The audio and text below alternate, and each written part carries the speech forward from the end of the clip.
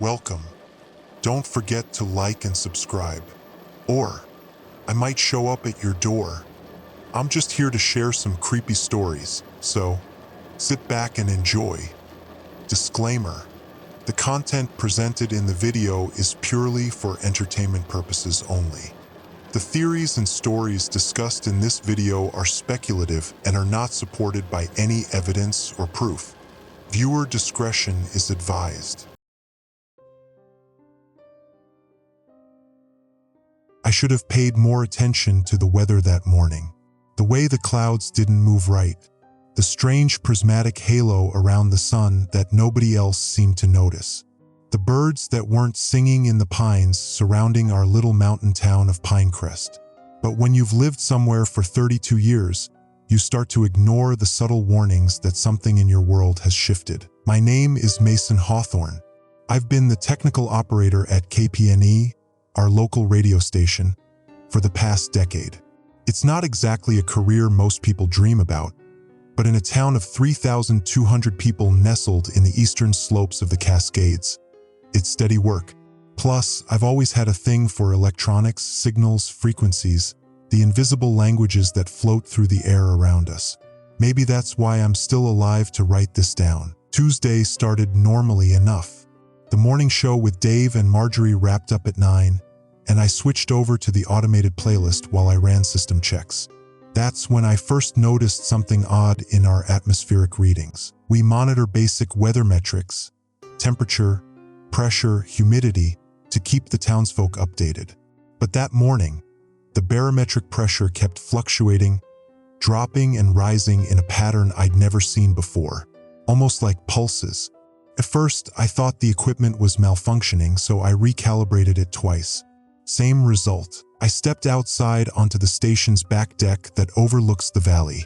Perfect visibility, not a cloud in sight. The mountains stood crisp against the impossibly blue October sky. But something felt wrong. The air seemed thicker somehow, charged, like before a lightning storm, but without a storm cloud in sight. When I mentioned the pressure readings to Lily Chun, our assistant program director, she just shrugged. Probably just another one of those mountain weather quirks, she said, handing me a coffee. Remember last year when we got snow in June? Lily had only been in Pinecrest for 3 years, having moved from Seattle after burning out from corporate life. She was still in the honeymoon phase with small-town living. This is different, I told her. Look at the pattern. I showed her my monitor. The pressure graph now looked like perfect sine waves, rising and falling with mathematical precision. That can't be natural, she said, leaning closer. No, it can't. Back in my tech booth, I tried calling the National Weather Service office in Portland. No answer. I tried their emergency line. Same result. I was about to call Sheriff Brenner when our broadcast was interrupted. The emergency alert system activated on its own. This had never happened before, not without me receiving notification first. The regular programming cut off, and the familiar alert tone should have sounded. But it didn't. Instead, there was silence, followed by a voice I didn't recognize. Emergency alert. This is not a test. All residents of Pinecrest and surrounding areas must stay indoors immediately. Close all windows and doors. Do not look at the sky. Repeat, this is not a test. Stay indoors. Do not look at the sky. The message repeated 3 times before our regular programming resumed as if nothing had happened. I stared at my equipment, baffled. The EAS is a strictly regulated system. Alerts come through authorized channels, following established protocols. This alert had bypassed everything. Was that scheduled? Lily appeared in my doorway, confusion etched across her face. No, I said, checking our logs. There's no record of it in the system. It's like it never happened. Dave poked his head in. What the hell was that about not looking at the sky? I don't know, I admitted. Let me call Sheriff Brenner. Wade Brenner had been sheriff of Pinecrest for as long as I could remember. Gruff but fair, he was the kind of small-town lawman who knew everyone by name and could tell when something was off just by the way the wind blew. Mason, he answered on the second ring. I was just about to call you. Did that alert come from your station? No, it overrode our system. I thought maybe it was from County Emergency Management. Pause. No, they're as confused as we are. I've got calls coming in from all over town. What about the don't look at the sky part? I asked. No idea, he said, his voice tense. But I've got Deputy Simmons checking with state police. In the meantime, can you put out a message saying we're investigating the alert and asking people to remain calm? Will do, I said. After hanging up, I composed a brief announcement that Sheriff Brenner approved. Lily delivered it with her usual calm professionalism, though I could tell by the way she gripped the microphone that she was rattled. An hour passed. The strange pressure fluctuations continued, now accompanied by minute variations in local electromagnetic readings. Our equipment was picking up frequencies it shouldn't have been able to detect. The phone lines were jammed with concerned citizens calling in. Theories spread, government tests, pranksters, solar flares. I tried to focus on the data instead of speculation. At 11:27 a.m., Sheriff Brenner called again. Mason, you need to check your radar. We don't have weather radar at the station, I reminded him. Check your computer, then. Look at any radar feed you can find. I pulled up the National Weather Service site. The radar image showed something I'd never seen before. Perfect concentric circles centered directly over Pinecrest, spreading outward like ripples in a pond. What am I looking at, Wade? I don't know, he admitted. But I've got state police and someone from the federal government calling me every 5 minutes. They're sending people. Should we be worried? His silence told me everything. By noon, the first reports came in of strange lights in the daytime sky. Just brief flashes at first, like sunlight catching on distant metal. Then someone brought a video to the station. Tiny luminescent objects, too slow to be meteors, too controlled to be debris, descending toward the mountains west of town. The second emergency alert came at 12:34 p.m., cutting through our broadcast just as the first had done. Emergency alert. This is not a test. Something is falling from the sky. All residents must stay indoors. Seal all windows and doors. Do not attempt to collect or examine any fallen objects. Military personnel are en route. Compliance is mandatory under National Security Directive 7. Again, the message repeated 3 times before cutting off. This time, I checked our equipment while the alert was broadcasting. According to every diagnostic tool we had, we were still transmitting our regular programming. The alert existed in the broadcast, but not in our systems. I tried to call Sheriff Brenner back, but the call wouldn't connect. Cell service throughout Pinecrest began failing shortly after. Internet followed 20 minutes later. By mid-afternoon, black military helicopters appeared over the valley. Unmarked vehicles began arriving on the main road into town. Men and women in hazmat suits established checkpoints. Through it all, the barometric pressure continued its perfect, rhythmic fluctuations. The concentric circles on the radar expanded and contracted like breathing. And then, as the sun began to set behind the mountains, I saw it myself through the station's window. A small, glowing object drifting down from the darkening sky, leaving a luminescent trail behind it. Beautiful, mesmerizing. It landed somewhere in the woods behind the old Miller property. I should have looked away. I should have remembered the warning, but I watched it fall, and in that moment, I swear it watched me back. That night, for the first time in KPNE's history, we stayed on air past midnight, broadcasting what little information we had. Sheriff Brenner established a curfew. The military set up a perimeter around town, and all through the darkness, more lights fell from the sky. This was just the beginning. None of us knew then what those falling lights would bring to Pinecrest. How could we have possibly understood what was coming? Sleep eluded me that night. How could anyone rest with those things falling from the sky? I kept the radio station running on emergency protocols, broadcasting updates whenever we received them, which wasn't often. The military had established a tight information perimeter around Pinecrest almost as quickly as they'd set up their physical checkpoints. By morning, reports came in from all corners of town. 12 confirmed landings, as people were calling them. Most occurred in the wooded areas surrounding Pinecrest, but 2 objects had come down right in town. One in the high school football field and another in Old Man Gunderson's vegetable garden.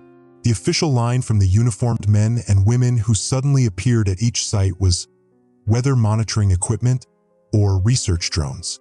Nobody believed that. I left Lily in charge of the station around 6 a.m. and drove home to shower and change. The streets were eerily empty. Those few people I did see hurried along with their heads down, deliberately not looking upward. The military presence had at least tripled overnight. Humvees at intersections, personnel in unmarked black uniforms, some wearing face shields that reflected the rising sun. Nobody stopped me. My KPNE badge seemed to grant me passage, though I noticed them photographing my license plate as I passed the checkpoint near my neighborhood. At home, I quickly showered, changed, and gathered some supplies: laptop, extra clothes, emergency radio, the old Geiger counter my dad left me from his days working at the decommissioned nuclear plant 2 counties over. As I was loading my car, Mrs. Abernathy called from across the street. "Mason, have you heard anything?" "What are those things?" Mrs. Abernathy had taught 3rd grade in Pinecrest for 40 years before retiring. She'd been my teacher once. "I don't know much more than what we've been broadcasting," I told her, keeping my voice low. "But I'd stay inside if I were you." She nodded, clutching her robe tight despite the warm morning. "I saw one land last night, in the forest behind Willow Creek. It glowed so pretty, like nothing I've ever seen, like it was alive." A chill ran through me. "Did you report it?" "No," she said, suddenly looking guilty. "I don't trust these military types. Never have." As if summoned by her words, a black SUV rolled slowly down our street. We both retreated to our respective houses. Driving back to the station, I took a detour past the high school. I couldn't help myself. I needed to see one of these objects up close. The football field had been enclosed in a hastily erected white tent. Armed guards stood at each entrance. Whatever had fallen there was being treated with extreme caution. Back at KPNE, I found Lily arguing with a woman I'd never seen before. "We have a right to report what's happening," Lily was saying, her voice firm despite the dark circles under her eyes. The woman wore a charcoal pantsuit that screamed federal agent. "You have a responsibility not to incite panic," she replied coolly. Her eyes flicked to me as I entered. "Mr. Hawthorne, I presume?" "I'm Dr. Eleanor Voss, Department of Scientific Intelligence." I'd never heard of such a department.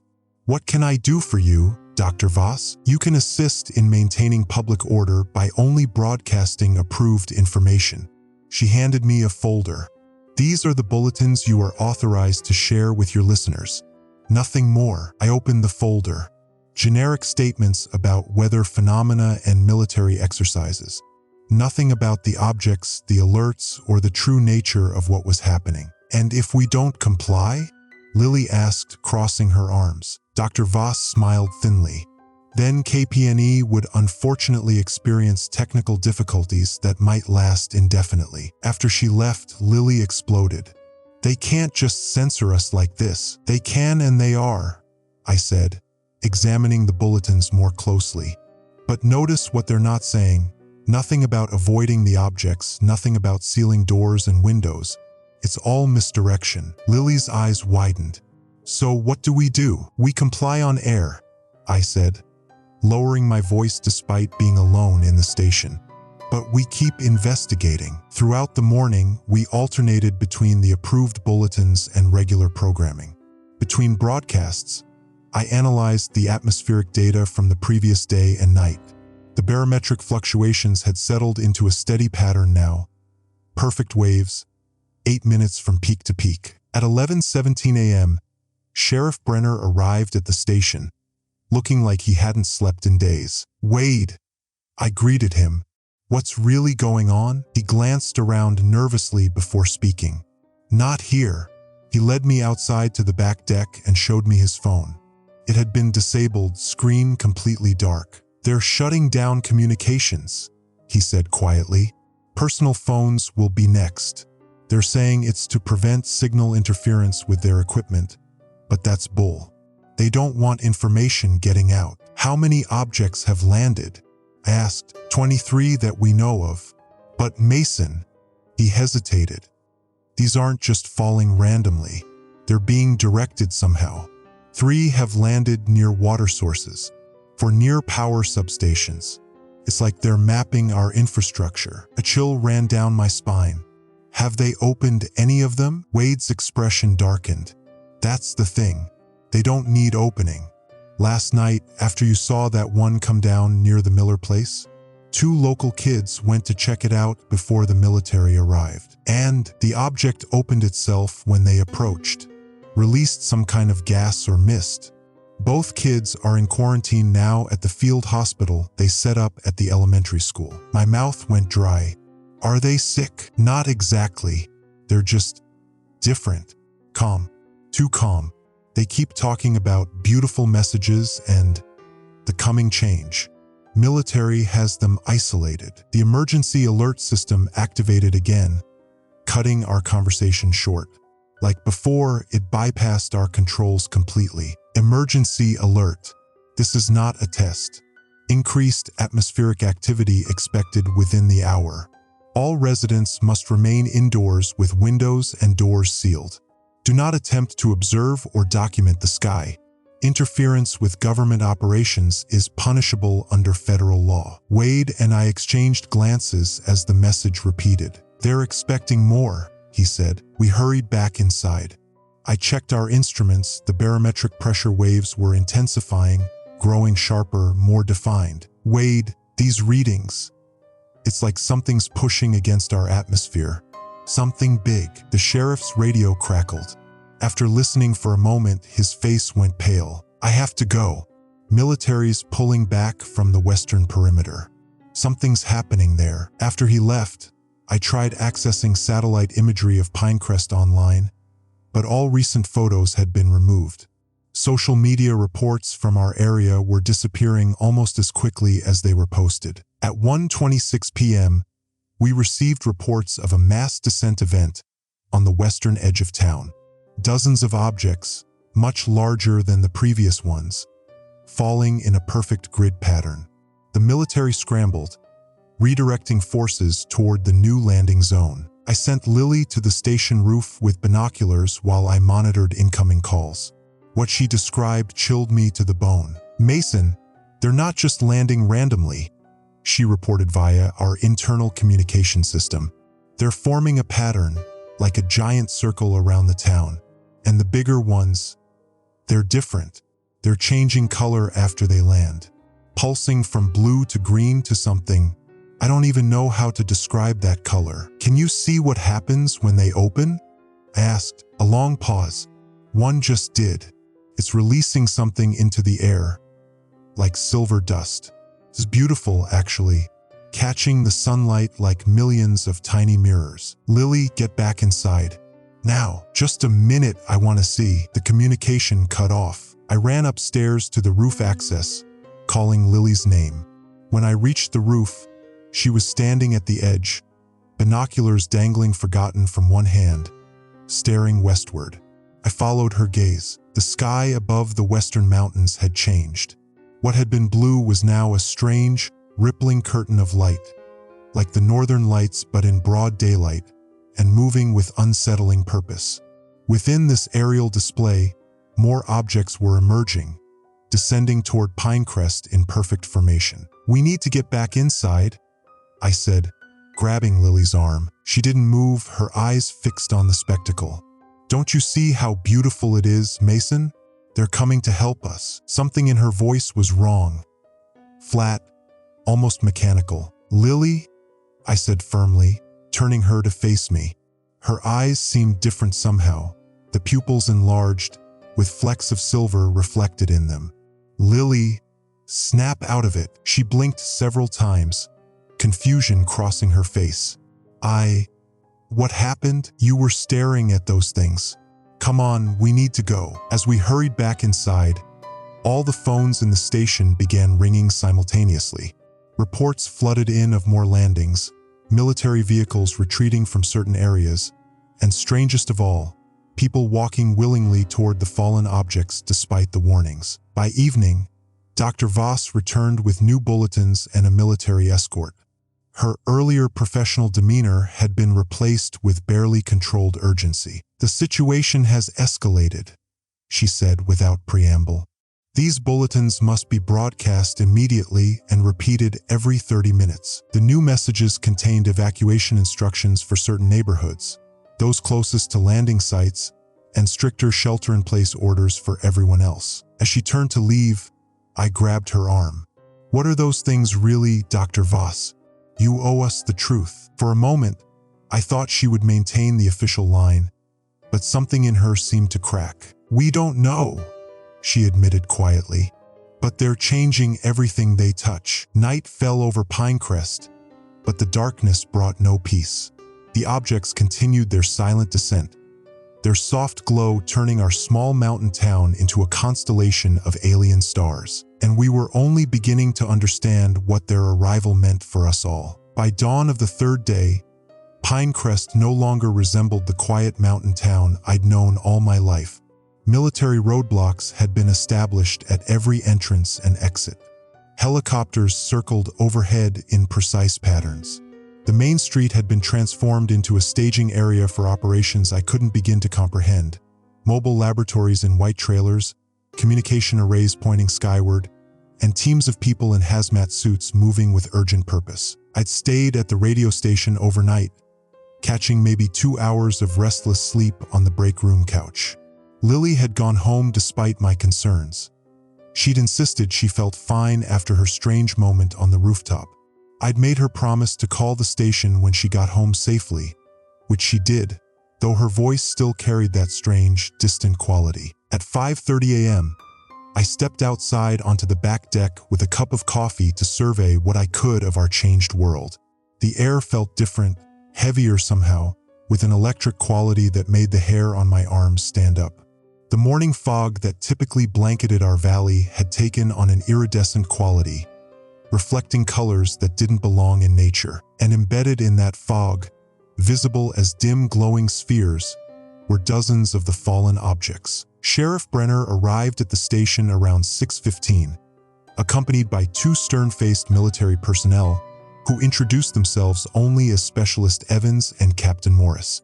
The captain remained silent while Evans explained the new protocols. "We're establishing a 5-mile containment zone around the town center," she said, spreading a map across the table. Red circles marked landing sites, far more than I'd realized.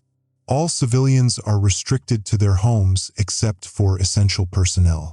That includes you, Mr. Hawthorne, but with conditions." The conditions were straightforward. Broadcast only approved messages, surrender all recordings and data collected since the first alert, and submit to medical screening before entering or leaving the station. "What kind of medical screening?" I asked. Evans and Morris exchanged glances. "Standard procedure for potential airborne contamination," Evans replied, not meeting my eyes. After they left to secure other essential facilities, Wade pulled me aside. "They're setting up checkpoints everywhere," he said quietly, "testing everyone. Some people are being taken to the quarantine zone at the school." "The kids from the Miller place?" Wade's face darkened. "Gone. Transported out last night, along with 16 others who showed symptoms." "What symptoms exactly?" "They're calling it perceptual alteration.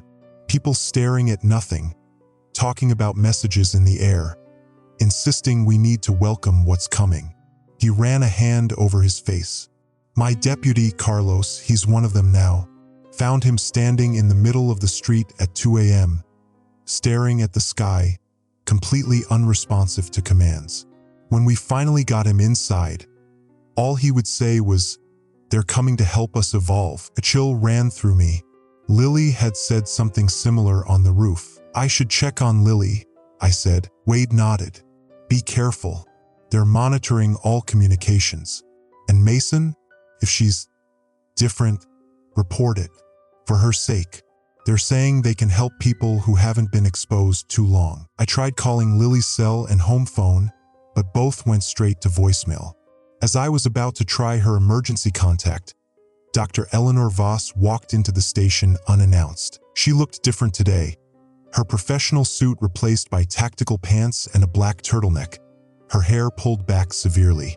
A badge around her neck identified her as part of something called Echo Division. "Mr. Hawthorne," she said briskly, "we need to talk." I led her to my office, aware of her assessing gaze taking in our equipment, particularly the atmospheric monitors I'd set up. "You've been tracking the barometric anomalies," she observed, studying my screens. "Ever since this started." She nodded approvingly. "You understand, then, that we're dealing with something beyond conventional explanations." "What I understand is that you've been lying to us from the beginning," I countered. "Those aren't weather balloons or research drones out there." For a long moment, she stared at me, seeming to make some internal calculation. Finally, she pulled up a chair. "No, they're not," she admitted. "We don't know exactly what they are. First contact scenarios are complicated." My heart skipped. "First contact? You're telling me these are—" "I'm not telling you anything officially," she interrupted. "But yes, we're proceeding under the assumption that these objects are not of terrestrial origin." The words hung in the air between us, confirming what I'd suspected but had been afraid to articulate. Aliens. Actual visitors from beyond our world. "Why here?" I asked. "Why Pinecrest?" "We don't know. This isn't the only site experiencing landings, but Pinecrest has the highest concentration and most distinctive pattern." She hesitated, then pulled out a tablet and showed me satellite imagery. The objects had landed in a perfect spiral pattern centered on Tanner's Peak, the mountain overlooking our town. "It's a message," I murmured. "Or a blueprint," she replied grimly. "The pattern keeps growing, and with each new landing, we're seeing increased atmospheric changes and biological effects on the exposed." "Like Lily," I said without thinking. Dr. Voss's eyes sharpened. "Your colleague? Has she been exposed?" I hesitated, then nodded. "Yesterday on the roof. She was watching the objects descend when one released some kind of silver dust. She seemed entranced afterward. Different." Dr. Voss was immediately on her radio. "I need a containment team at the Chun residence immediately. Possible stage 2 exposure." "Wait," I protested. "What are you going to do to her?" "Try to help her before the changes become permanent," she said, her voice softening slightly. "The earlier we intervene, the better the prognosis." Before I could ask what stage 2 meant, the emergency alert system activated again, bypassing our controls as it had each time before. But this alert was different. The voice distorted, the message disjointed. "Emergency alert. This is cooperative effort. Remain calm. The arrival represents evolutionary opportunity. Disregard previous warnings about do not resist examination." The message cut off abruptly, replaced by the standard alert voice. "Emergency alert. This is not a test. The previous broadcast was unauthorized and contains dangerous misinformation. Disregard all instructions to approach or welcome the atmospheric anomalies. Maintain shelter protocols. Do not look at the sky." Dr. Voss was already on her radio again. "We have another system breach. Lock down the broadcast network. Authorization Echo 7 Delta." "What the hell was that?" I demanded. "They're in our systems now," she said, her calm facade cracking.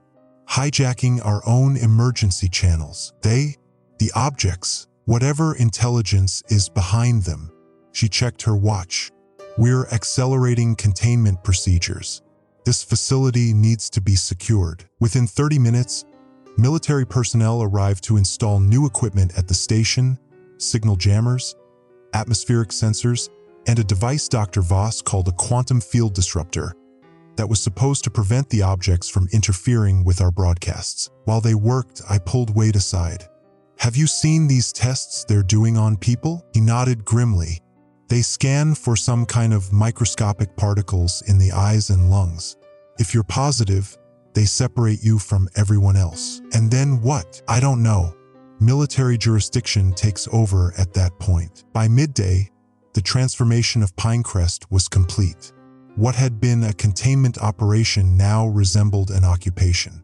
Armored vehicles patrolled the streets. Aircraft constantly circled overhead. The mountain roads were blocked with concrete barriers. Dr. Voss remained at the station, coordinating with teams in the field. I overheard fragments of their communications, reports of microcellular restructuring, quantum entanglement signatures, and most worryingly, colony formation behaviors in subjects who had been exposed. At 3:17 p.m., a team returned with Lily. My heart sank when I saw her, not because she appeared injured, but because she looked perfectly fine. Too fine. Her earlier exhaustion had vanished. She moved with an unnatural precision, her expression serene. "Mason," she greeted me, her voice melodic but wrong somehow. "You should come outside.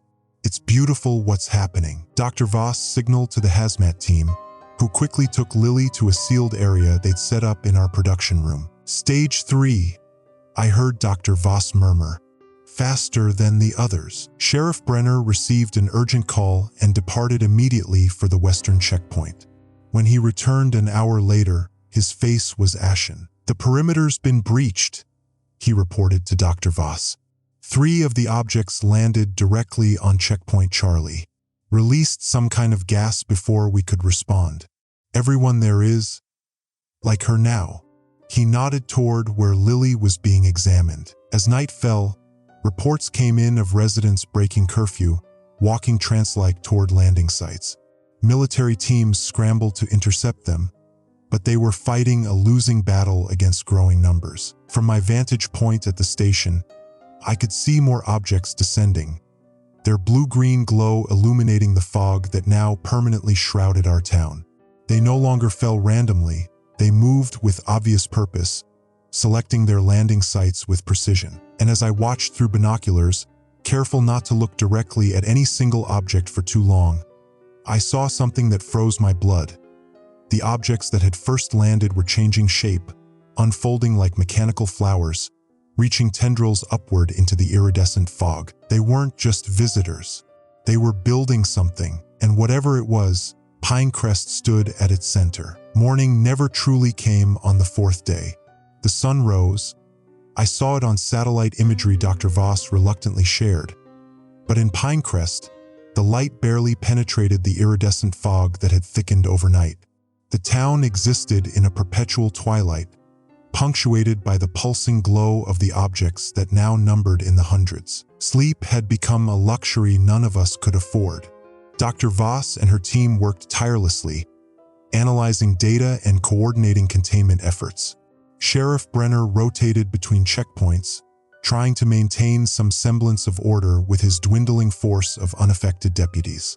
And I remained at the station, broadcasting approved bulletins while secretly documenting everything I witnessed. Lily remained in the sealed room, connected to monitoring equipment I didn't recognize. Occasionally, I caught glimpses of her through the window, sitting perfectly still, sometimes speaking to herself, her eyes reflecting pinpoints of silver light that shouldn't have been there. Around 9 a.m., I took advantage of a moment when Dr. Voss was occupied with a crisis at the eastern perimeter to slip into the observation area outside Lily's room. One of the younger scientists, Dr. Kumar, according to his badge, was monitoring her vitals. "How is she?" I asked. He startled, then relaxed when he saw my station ID. "No change since yesterday. Stable but progressing." "Progressing toward what?" Dr. Kumar hesitated, glancing toward the door. "I probably shouldn't. She's my friend," I interrupted. "Please." Something in my expression must have reached him. He lowered his voice. "The microparticles they release, we're calling them xenospores, they bond to neural tissue and begin rewriting cellular function. It's like nothing we've ever seen. Not viral, not bacterial. Something else. Is it killing her?" "No," he said, and his expression was troubled. "In fact, her immune system is accepting the changes, facilitating them even. Brain activity is actually increasing in certain regions, particularly those associated with pattern recognition and extrasensory perception." I looked through the window at Lily, who sat calmly reading a book. She seems normal now, on the surface, yes. But watch this. Dr. Kumar pressed an intercom button. Lily, can you tell me what's happening outside right now? Without looking up from her book, Lily spoke in that same eerily melodic voice. 3 new arrivals descending over Miller's Creek. The hub at Tanner's Peak is extending its primary array. 16 more of us joined the collective during the night. The transition accelerates. A chill ran through me. Miller's Creek was nearly 2 miles away, invisible from this room even if there hadn't been walls and fog between us. Dr. Kumar switched off the intercom. She knows things she couldn't possibly know. They all do, everyone who's been changed. It's like they're networked somehow. Can you reverse it? His expression said everything. We're trying, but the changes occur at a quantum level. It's like trying to unmix paint. A commotion in the main room drew our attention. Sheriff Brenner had returned with one of his deputies. Officer Collins, a heavy-set man who'd given me a speeding ticket just 2 weeks ago. Collins was restrained, his eyes wild, silver flecks visible even from where I stood. Found him wandering near the water tower, Wade explained as medical personnel rushed to assist. Talking nonsense about joining the signal and preparing the ground. Dr. Voss directed them to place Collins in isolation away from Lily. Different exposure pattern, she explained when she noticed me watching. We're tracking multiple variants now. You mean they're changing their approach? She nodded grimly. Adapting, learning what works best on us. She studied me with clinical detachment. You've had significant exposure through your colleague, yet you're showing no symptoms. We should run some tests. You might have natural resistance. Before I could respond, Wade called out from the communications desk. Got a situation at the high school quarantine site. They're saying the changed ones are all acting in unison now, moving together like they're choreographed. Dr. Voss hurried over, leaving me momentarily forgotten.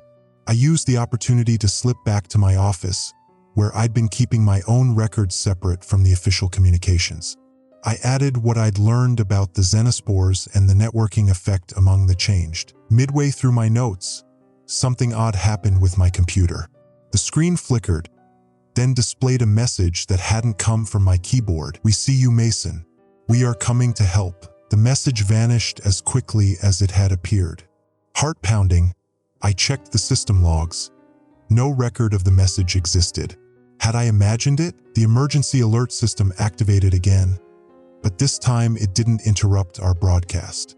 Instead, it played only through the speakers in my office. Mason Hawthorne, you are needed for the transition. Your resistance marks you as special. Join us at the Signal Hub. We have Lily. We have many now. The voice was a perfect synthesis of multiple people. I knew Lily's intonation, Sheriff Brenner's gruffness, Dr. Voss's precision, all blended into one impossible voice. I stumbled out of my office, looking for Dr. Voss, only to find the main room in chaos. The monitors showing feeds from around town displayed the same scene everywhere.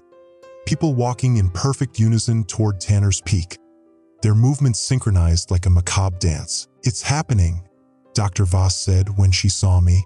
Mass convergence. Through the station windows, I could see them.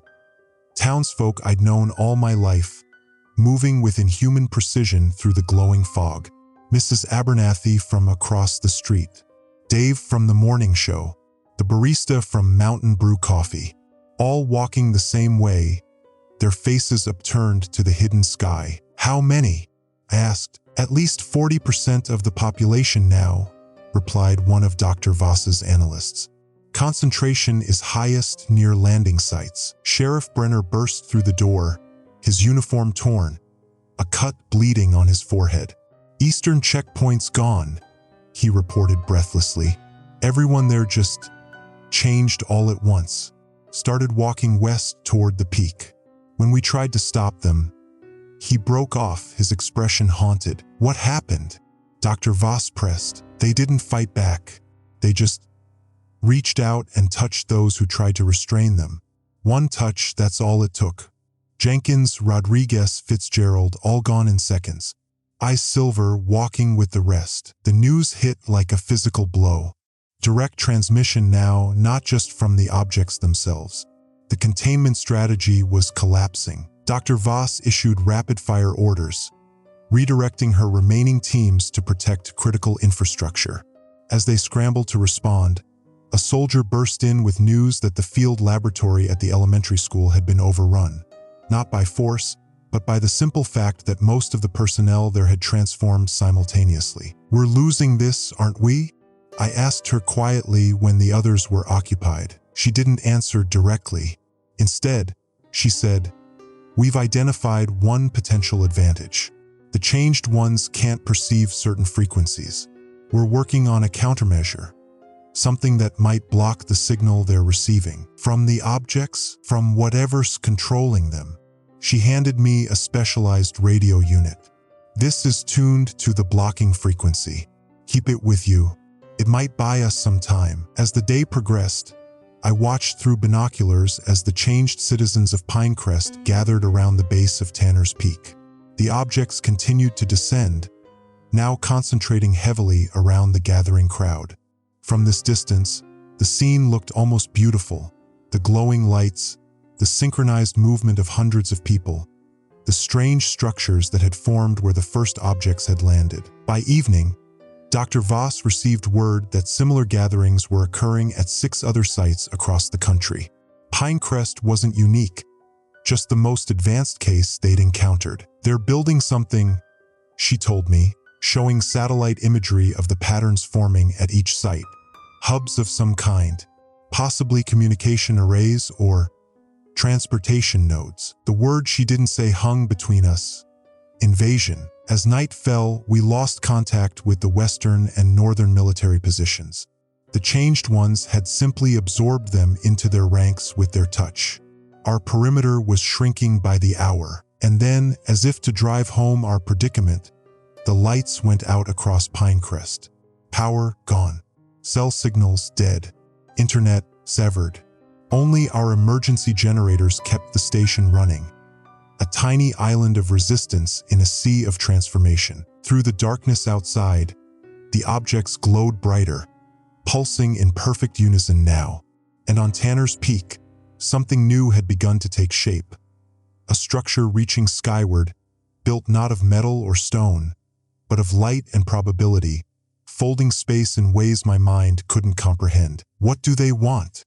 I asked no one in particular, staring out at the changed world. From the isolation room, Lily's voice carried with unnatural clarity. "To help us evolve beyond what we are.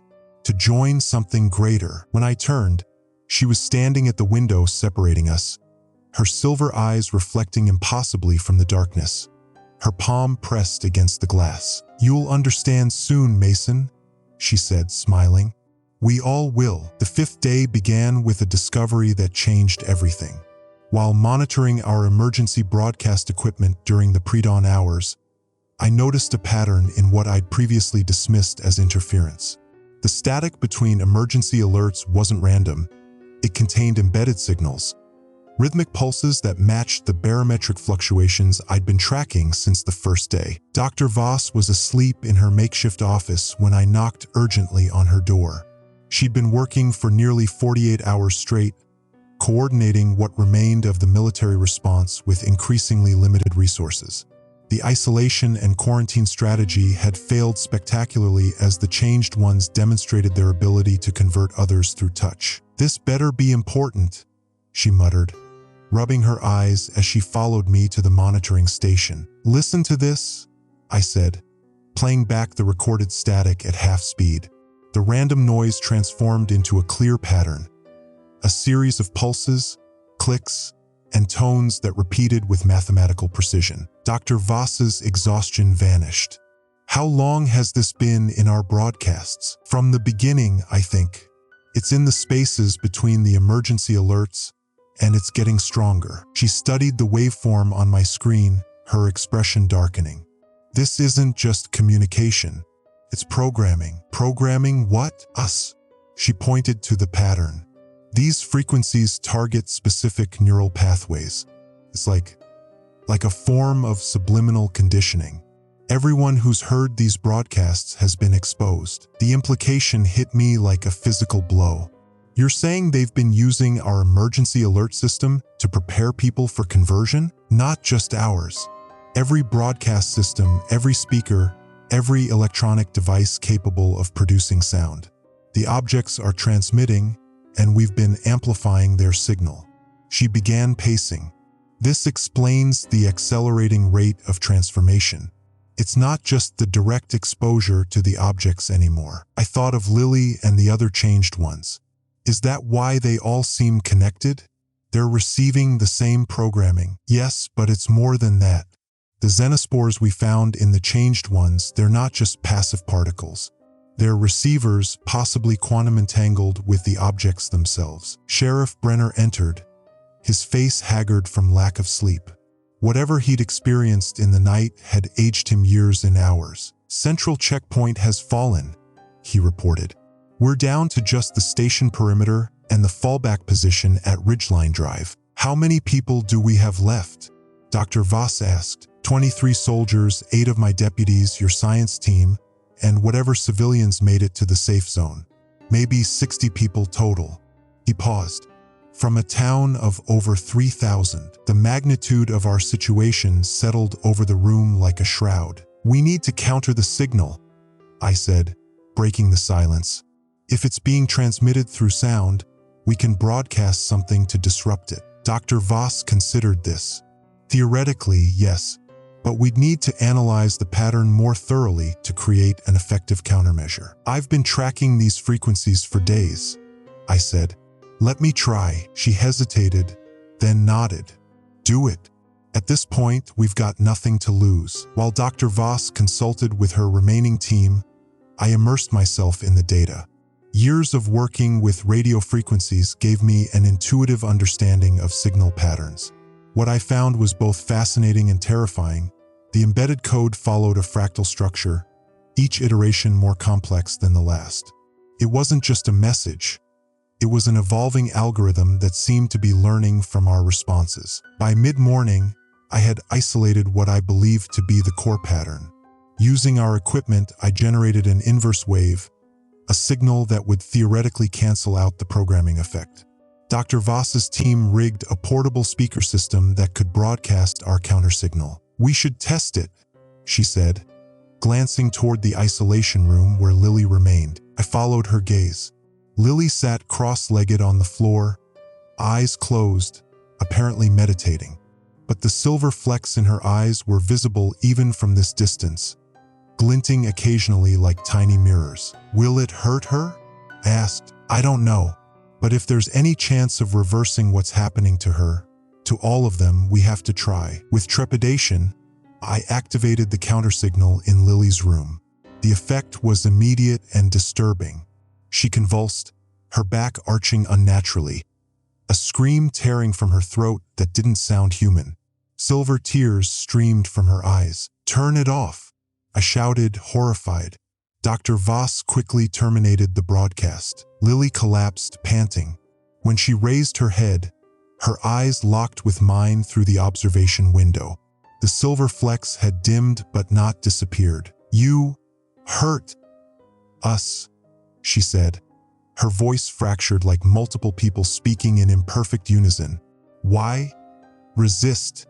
They helping? Lily, what are they doing to you? I asked, pressing the intercom button. Her expression shifted, confusion, then something like pity. Not to, Mason. Through.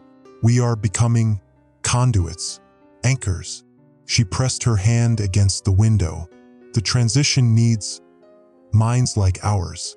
Adaptable, creative, human. Transition to what? A smile spread across her face, beatific and alien. From isolation to connection.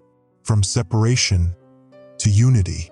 From finite to infinite. Dr. Voss pulled me away from the intercom. We still don't understand what we're dealing with, but one thing's clear: the countersignal affects them. It causes pain, which means it's disrupting something important. I won't hurt Lily, I insisted. We're not trying to hurt anyone. But if we can disrupt the network long enough, maybe we can reach those who haven't fully transformed. Sheriff Brenner approached, his radio crackling with static. The Changed Ones are moving again. They've formed a perimeter around the base of Tanner's Peak. And those structures they've been building? They're starting to emit some kind of radiation we can't identify. Dr. Voss checked the readings on her equipment. Quantum fluctuations are off the charts. They're altering the fabric of reality around the peak. For what purpose? I asked. I don't know. But whatever it is, it's accelerating. We decided to deploy the countersignal at the edge of the Changed One's perimeter. If we could create even a small disruption, it might give us a chance to reach the peak and discover what they were building. As we prepared to leave, I made one last visit to Lily's room. She was standing now, watching me with that same pitying expression. "You still don't see it, do you?" she said without me pressing the intercom. Somehow, she could hear me through the glass. "What's coming isn't destruction. It's transcendence. Lily, this isn't you talking. It's whatever is controlling you." She laughed, a sound that sent shivers down my spine. Control implies force, Mason. This is invitation, acceptance. Her expression grew serious. They've been reaching out for so long, sending signals, preparing the way. The objects are just physical manifestations of something much greater. What are you saying? They didn't just arrive 4 days ago, Mason. They've been here all along.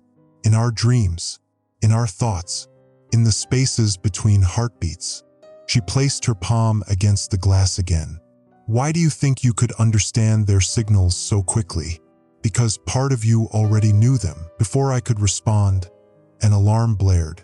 Dr. Voss's voice came over the station's PA system. "Breach at the north entrance.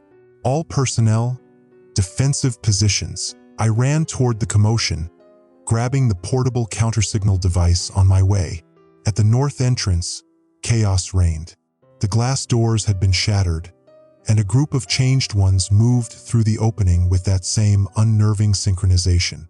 Leading them was Officer Collins, his silver eyes blazing. "The signal must continue," he announced in that multi-layered voice. "The conduits must be protected." Sheriff Brenner and 2 soldiers formed a barrier, weapons raised. "Stay back," Wade ordered. "I don't want to hurt any of you." The Changed Ones simply smiled in unison. "You cannot harm what we are becoming," they said together. "We invite you to join us, to evolve." Dr. Voss appeared beside me, nodding toward the device I held. "Now, use it now." I activated the countersignal. The effect was instantaneous. The Changed Ones recoiled, their perfect synchronization disrupted. Some clutched their heads, others fell to their knees.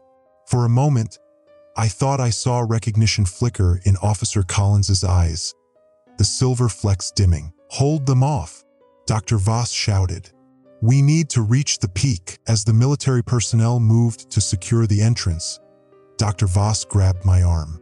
"Come with me.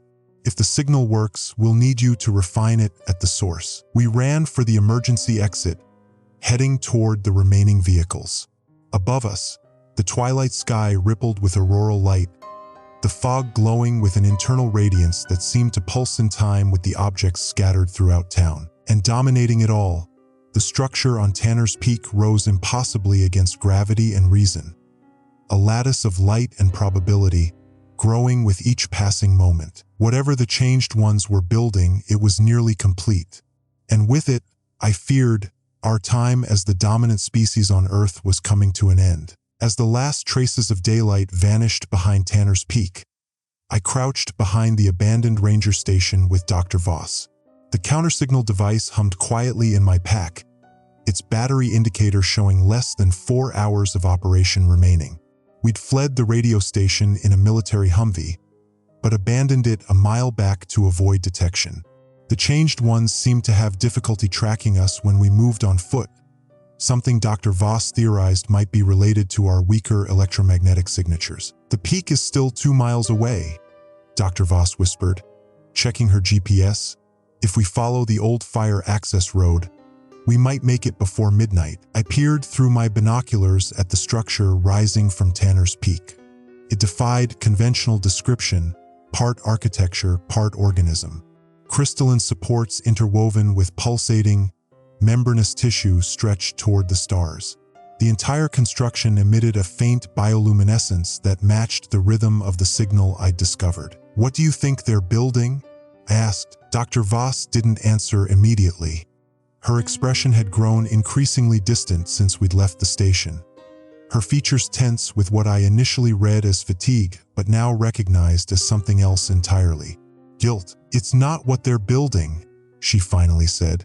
"It's what they're opening." "Opening." She sighed heavily, her shoulders slumping. "Mason, there's something I haven't told you." She pulled a small notebook from her pocket and handed it to me. This wasn't first contact. I flipped through pages of cryptic notations, coordinates, and snippets of code that looked eerily similar to the patterns I'd found in our emergency broadcasts. The dates on the entries went back 18 months. "I don't understand," I said, though a cold realization was already forming in my gut. "Project Luminary," she said quietly. "A deep space monitoring initiative that detected anomalous signals from the Oort cloud 2 years ago.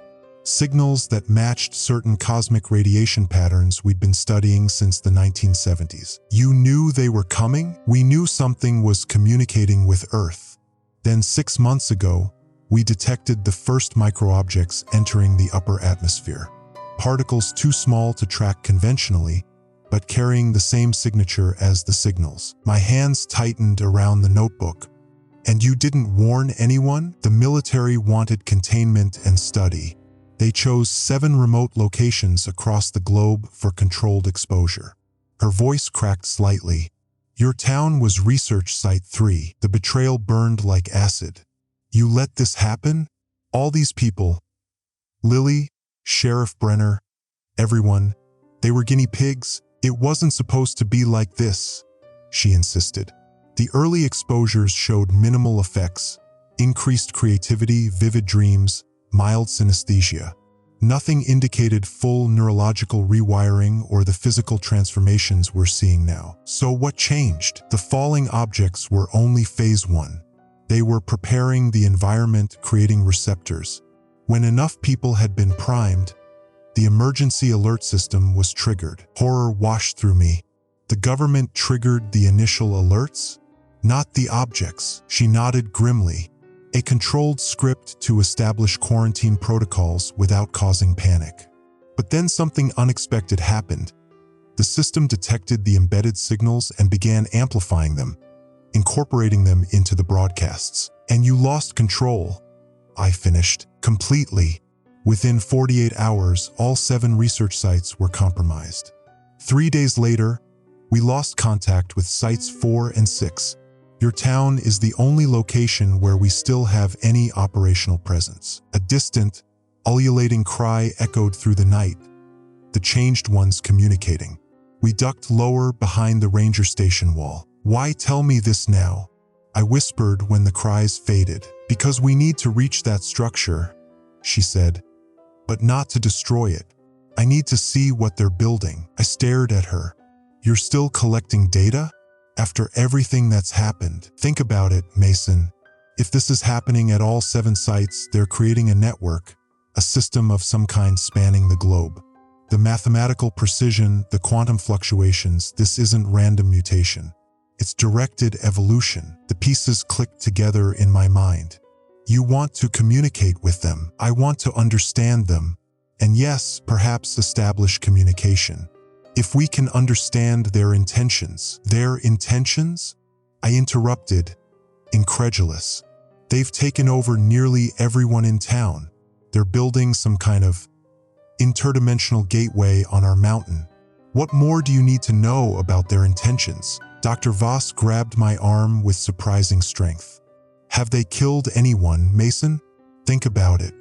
Even when they broke into the station, even when they had us outnumbered. Has there been a single human casualty since this began?" I opened my mouth to argue, then paused. She was right. Despite the horror of the transformations, the changed ones hadn't harmed anyone. They'd pursued, converted, built their strange structures, but not killed. "That doesn't make this right," I said finally. No, it doesn't.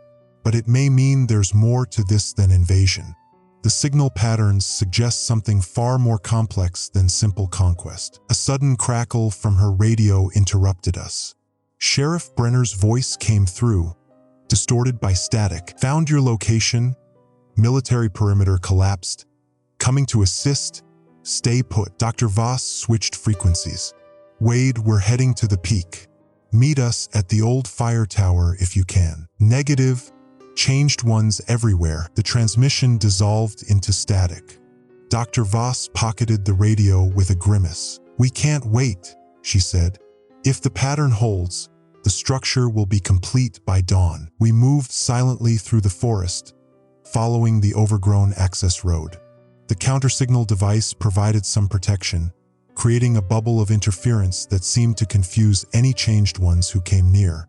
Twice we froze as groups passed within yards of us, their silver eyes scanning the darkness but failing to detect our presence. The closer we got to Tanner's Peak, the more the forest itself seemed altered.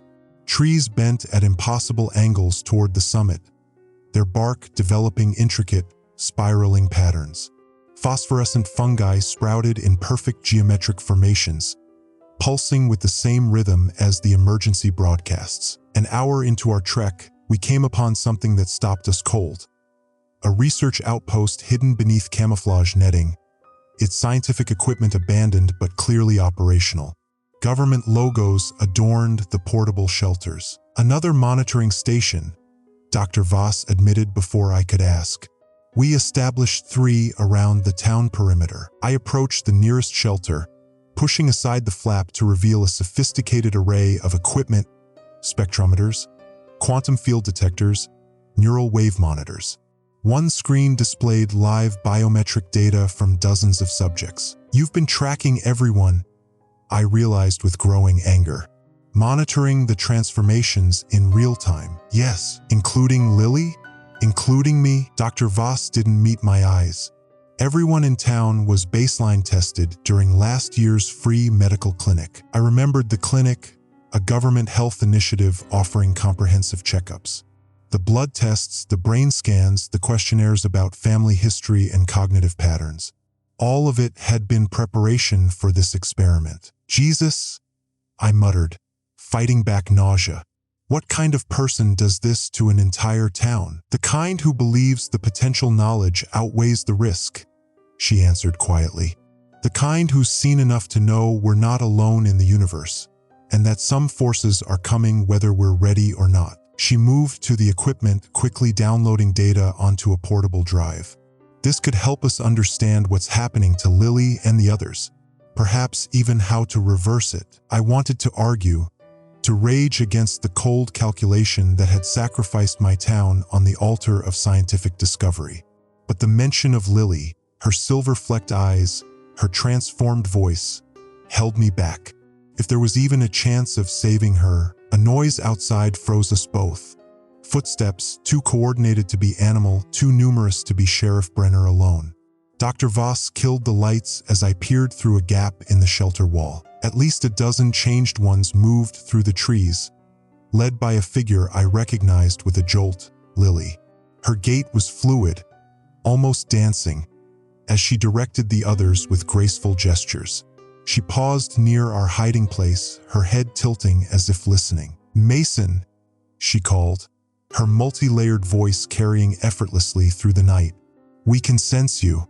Both of you. Dr. Voss gripped my arm in warning, but I couldn't tear my eyes away from Lily. In the moonlight, her skin had a pearlescent quality, and thin, luminous filaments traced patterns beneath her skin like living circuitry. The architect wishes to speak with you, Lily continued. There is no need for fear. The architect? Dr. Voss whispered. Lily's head turned precisely to our hiding place. Yes, Doctor. The one who guides the connection. The one who has been reaching across the void for longer than your civilization has existed.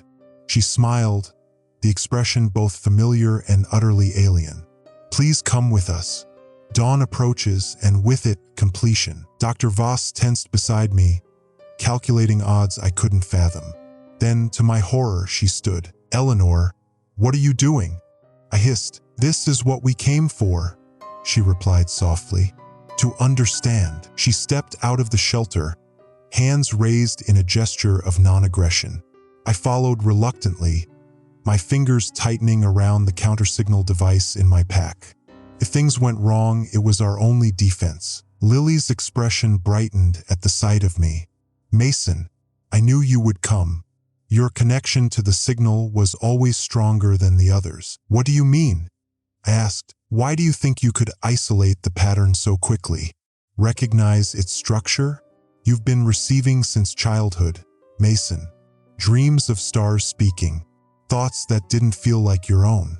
Your radio work was never coincidence. It was preparation." A chill ran through me as fragmented memories surfaced, childhood nightmares of voices and static, my inexplicable affinity for signal processing, the ease with which I decoded their patterns. "What is the architect?" Dr. Voss interjected, her scientific curiosity overriding caution. "Not what, who." Lily gestured toward the peak. "The first to make the journey, the guide for all who follow, and now the opener of ways." Around us, the changed ones formed a loose circle, their silver eyes reflecting the moonlight in perfect synchronization. "Come," Lily said, extending her hand to me. "It's time you saw what you've been helping to build all along." As we started up the path toward the peak, the sky above rippled with auroral energy, and the emergency broadcast signal in my head, the one I'd been hearing since childhood, grew stronger with each step. The ascent to Tanner's Peak felt like climbing into another world. Each step carried us further from anything recognizable as Earth. The trees grew more twisted, their branches forming intricate helical patterns that seemed to follow mathematical principles rather than natural growth. The ground beneath our feet had changed too. Crystalline structures pushed through the soil, forming networks of luminous veins that pulsed in rhythm with the distant structure. Lily led our procession, moving with inhuman grace. The other changed ones encircled us, not threatening but vigilant. Dr. Voss maintained a scientist's composure, documenting everything with quiet observations into her wrist recorder. But I couldn't shake the feeling that we were being led to our doom, or worse, our transformation. "The structure," Dr. Voss asked Lily. "What is its purpose?" "Translation," Lily replied, her voice echoing strangely in the altered atmosphere. "Physical reality is limiting. The structure allows consciousness to exist simultaneously across multiple planes." "You're building a portal," I said. Lily's laugh held notes of both amusement and pity. "A crude approximation, but closer than invasion. We're not replacing your world, Mason. We're expanding it." A sudden crackle erupted from Dr. Voss's radio, breaking the eerie tranquility. Through bursts of static, Sheriff Brenner's voice came through. "Military perimeter breached. Changed ones everywhere. Requesting immediate evac. Coordinates 39.24 by." The transmission cut off abruptly. Lily paused, tilting her head as if receiving information. "Your military forces have fallen," she announced with clinical detachment. "The quarantine is broken." "What does that mean?" I demanded. "It means isolation is no longer possible. The signal is spreading beyond the valley." Dr. Voss paled. "How far?" "The nearest population centers are already receiving. By dawn, the connection will reach the eastern seaboard." The implications hit me like a physical blow. Millions of people exposed to the signal, to the transformation. What had been a contained catastrophe was about to become a global event. Dr. Voss moved closer to me, her voice dropping to a whisper. "The counter signal.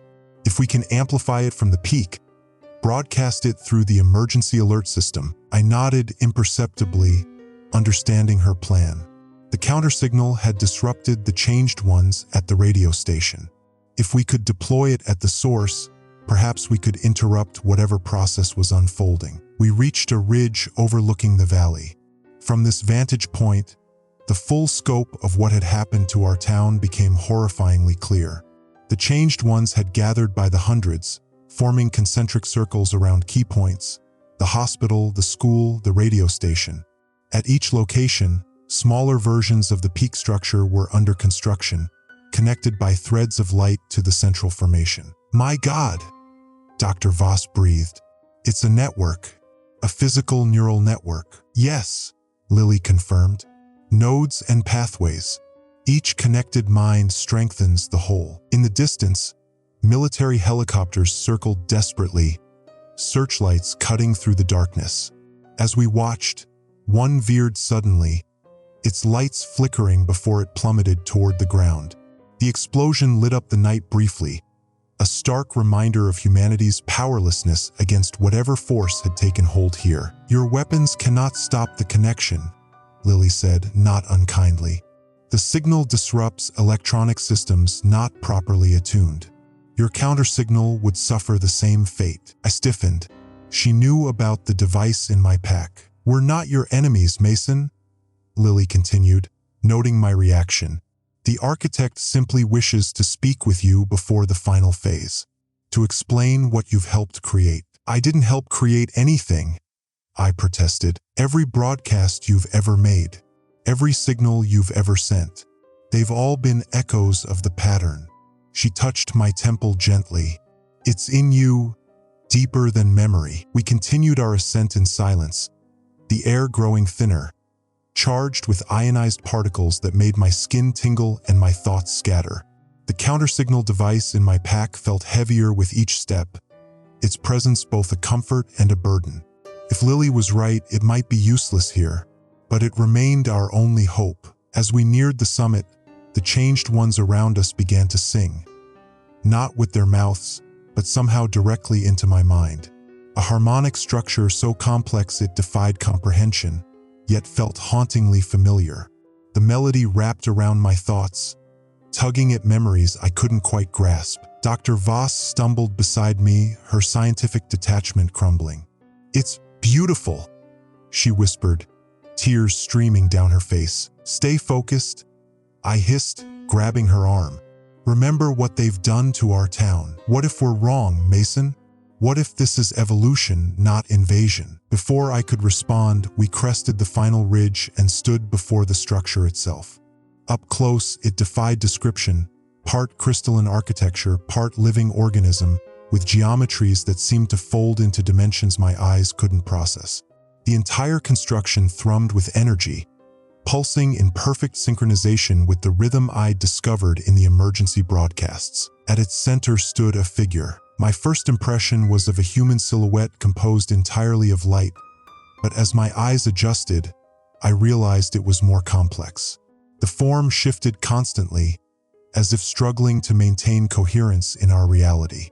Where a face should be, patterns of light arranged and rearranged themselves, approximating expressions without ever settling into recognizable features. "The architect," Lily announced, her voice reverent. The figure turned toward us, acknowledging our presence with a gesture that sent ripples of light cascading through its form.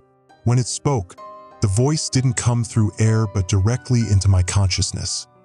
A symphony of meanings layered atop one another. "Mason Hawthorne, Eleanor Voss, we meet at last across the divide." Dr. Voss stepped forward, scientific curiosity overcoming fear. "You're not from Earth. I am from a place where such distinctions hold little meaning, where consciousness exists not as discrete units but as a unified field." "Why are you here?" I demanded, fighting against the seductive pull of the voice. "Why our town? Your signal reached us long ago. A mind open to possibilities beyond your evolutionary constraints. Perfect conduit." With dawning horror, I realized it was referring to me. "The radio station," I said. "My broadcasts." "No, Mason. Much earlier. The fevered dreams of your childhood. The patterns you traced in the static between stations. The algorithms you developed that no one else could understand. All echoes of our first contact." Memories flooded back. Nights spent tuning old radios, searching for patterns in the noise. My uncanny ability to predict signal degradation before it happened. The recurring dreams of voices hidden in white noise. "You've been watching me my whole life," I whispered, reaching out, preparing. You and others like you, sensitive to frequencies beyond normal human perception. Awaiting the moment when development of your communication networks would allow for full integration. Dr. Voss had been recording everything, her scientific mind still functioning despite the overwhelming strangeness. The emergency alert system, she said. You hijacked it. We enhanced what was already there. Your own government created the pathways. We merely provided the content. The accusation hit her visibly. This is my fault, she murmured. Project Luminary opened the door. The door was always open. You simply provided a clearer path. A distant thunder rolled across the valley. Not weather, but explosions. Military forces making their last stand against the changed ones. Through gaps in the clouds, I could see more helicopters approaching, likely carrying whatever reinforcements remained. The architect's form brightened, sending pulses of energy into the structure around us. The integration proceeds faster than anticipated. Your military's resistance accelerates the process. What process? I demanded. What happens when that thing is complete? Transcendence. The beginning of humanity's next evolution. The end of isolation. A high-pitched whine cut through the air. A military jet streaking toward the peak, weapon systems locked on. The changed ones around us looked skyward with their eerie synchronization but made no move to flee. They're going to bomb the structure, I realized aloud. Lily smiled serenely. It won't matter.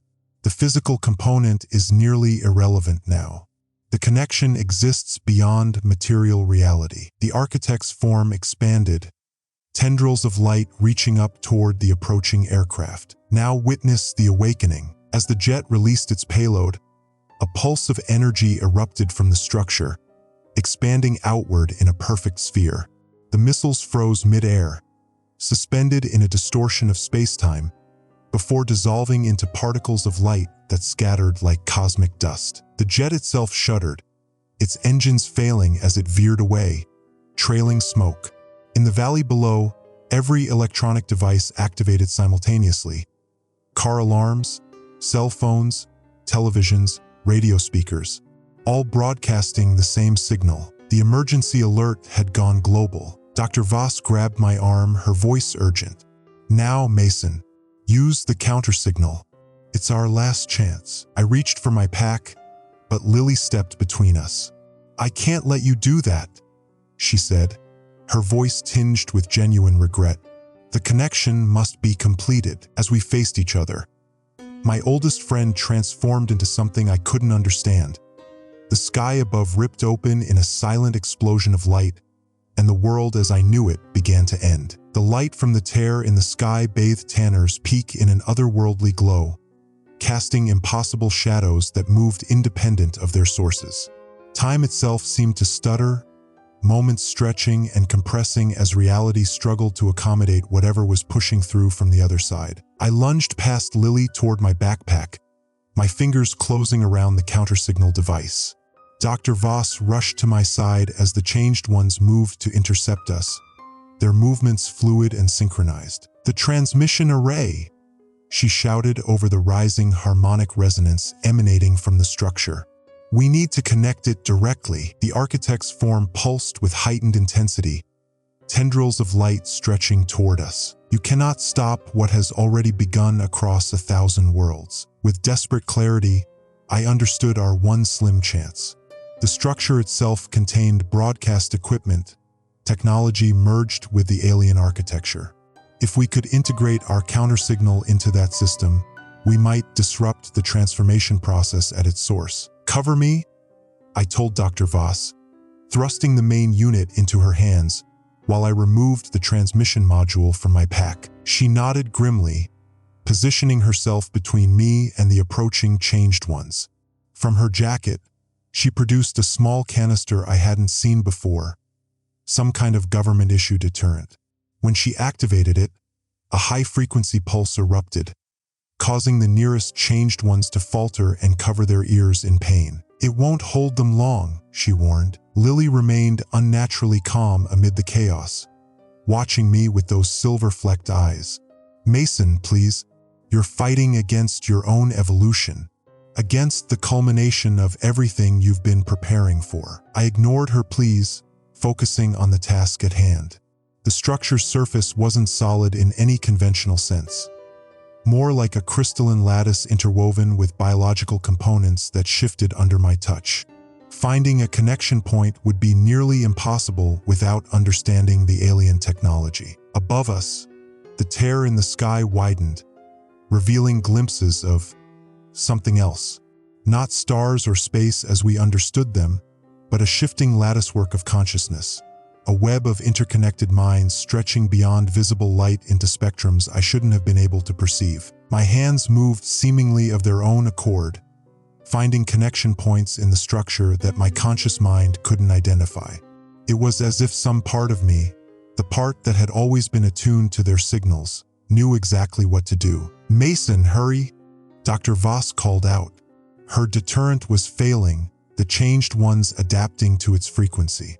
Among them, Sheriff Brenner had appeared, his uniform torn and bloodied, but his movement now possessing the same unnatural grace as the others. Silver traces mapped constellations beneath his skin. The connection is nearly complete, he announced in that layered voice. The final integration approaches. I made the last connection, linking our countersignal to the alien broadcast system. The device hummed to life, its indicators shifting from red to green as it synchronized with the structure's frequencies. Now, I shouted to Dr. Voss. She activated the countersignal at maximum strength. For one breathless moment, nothing happened. Then the structure shuddered, its harmonics faltering as discordant frequencies rippled through its matrix. The changed ones around us staggered, some falling to their knees as the signal disrupted whatever linked their minds together. The architect's form fluctuated violently, its light dimming and flaring in irregular pulses. What have you done? The voice in my mind was no longer a symphony but a cacophony of fragmented meanings. In the valley below, I could see the smaller structures at each node point destabilizing, their connections to the central hub weakening. It's working, Dr. Voss breathed, hope brightening her exhausted features. But our victory was short-lived. The architect's form stabilized, adapting to our countersignal with frightening speed. The structure began to recalibrate, incorporating our disruptive frequency into its own broadcast pattern. Impossible, Dr. Voss whispered. It's using our countersignal as part of its own transmission. Lily laughed softly beside us, having recovered faster than the others. You still don't understand. The pattern absorbs all patterns. It doesn't destroy, it integrates. Around us, the changed ones regained their composure, rising with renewed purpose. But something was different now.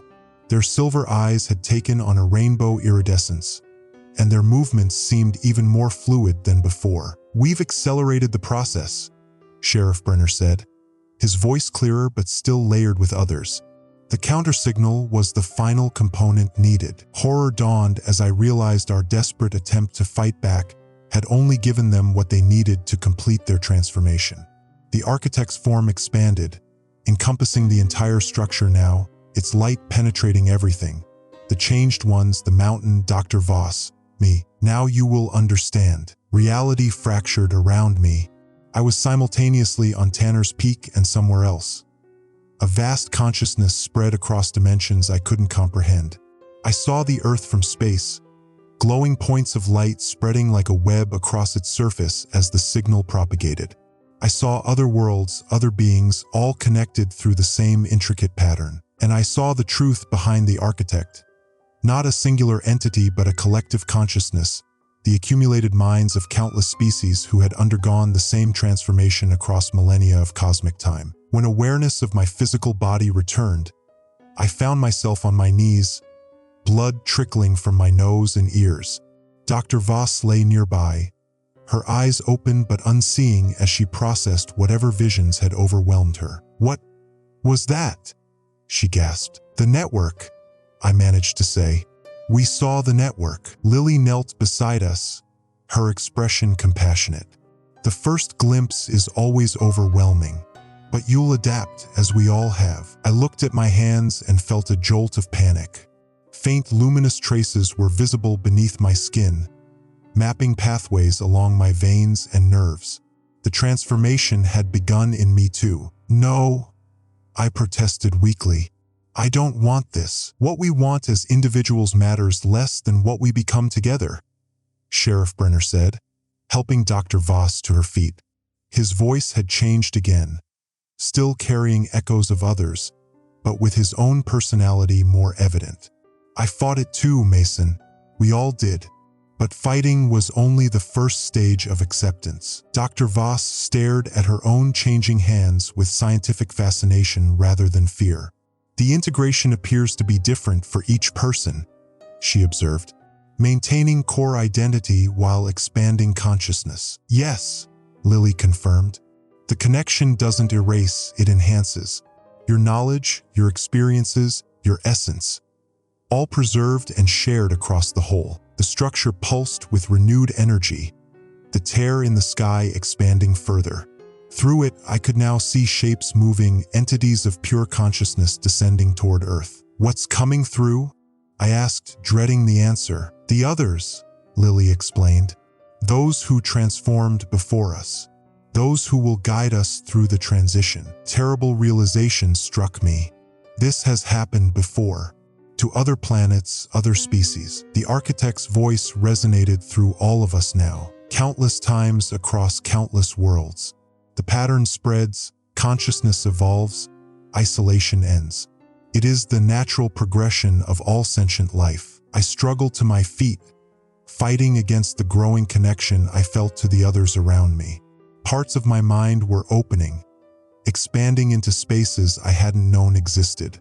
Thoughts that weren't mine flowed through my consciousness. Fragments of Lily's memories, Sheriff Brenner's experiences, even whispers from minds across the valley. How many?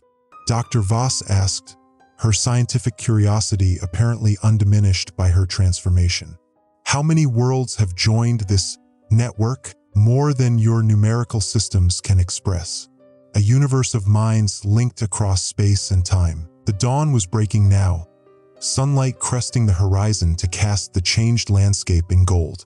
But the sun itself looked different, its rays refracting through the tear in reality to create prismatic patterns across the valley. I could perceive spectrums of light that should have been invisible to human eyes. My perception expanded further, allowing me to see the signal spreading beyond our valley, racing along communication networks, leaping from device to device. Emergency alert systems across the country were activating, broadcasting the pattern to millions. We have to stop it, I said, clinging to my humanity even as it slipped away. We can't let this happen to everyone. Lily took my hand, her touch sending cascades of shared consciousness between us.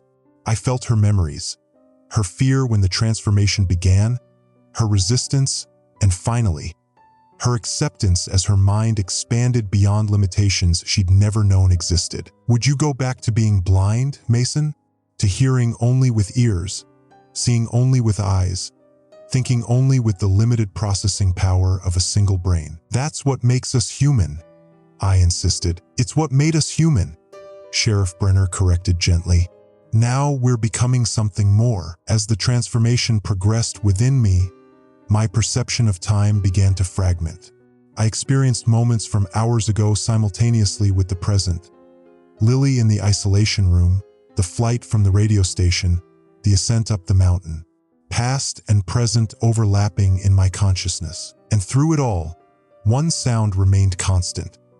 The emergency alert signal, now broadcasting worldwide, calling humanity to its next evolution. Dr. Voss stood at the edge of the peak, looking down at the transformed valley with eyes that now shimmered with iridescent light. We should go back down, she said with sudden urgency. There's something we need to see. The architect's form contracted, condensing into a more humanoid shape that moved alongside us as we began our descent. The changed ones parted before us, their expressions reverent. The final phase begins, the merging of worlds. Whatever waited for us in the valley below, I knew with absolute certainty that the world I had woken up to just 6 days ago was gone forever. Reality had slipped beyond recognition, and whether the change was evolution or invasion no longer seemed to matter. We were becoming something other than human, and the emergency alerts that had once warned us to stay indoors now beckoned all of humanity to step outside and look up at the transformed sky. Descending Tanner's Peak was nothing like climbing it.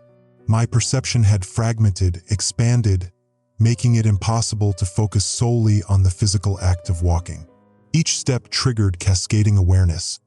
The microscopic life in the soil beneath my feet, the electromagnetic fields rippling through the air, the thoughts of those around me bleeding into my consciousness like watercolors on wet paper. Focus on your breathing, Lily advised, sensing my struggle.